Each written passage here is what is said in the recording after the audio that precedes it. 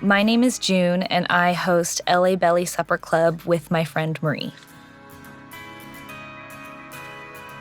I moved from South Korea. I spent a few years abroad there, and then moved to LA to pursue my career.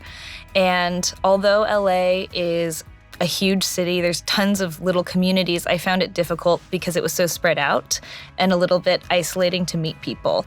And although I had a few friends, I didn't have a deep sense of community here.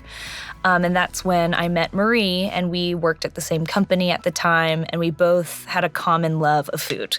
We would share restaurants, we would share recipes. I love farmers markets because it's a chance to connect to the people who are sourcing all of the food that you're going to be using, and it feels that much more special than finding it in an aisle of a grocery store.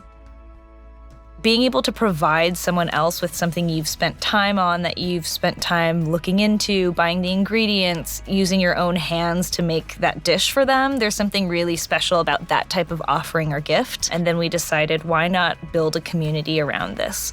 So Marie and I decided to start LA Belly Supper Club as a way to bring people together over the love of food.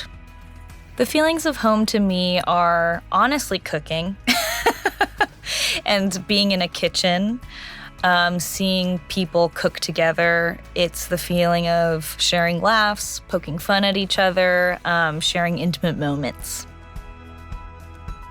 Every month we'll collectively choose a book for the month, and then each individual person will choose a recipe that they're interested in, and then we'll show up to the person's house and basically dig in. That is probably the thing I'm most excited about when I plan for LA Belly, just to be able to find the perfect cookbook for the month.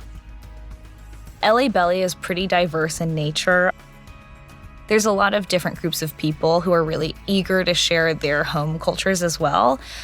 Through that diversity in our friendships, we've been able to hit on cookbooks with different cuisines.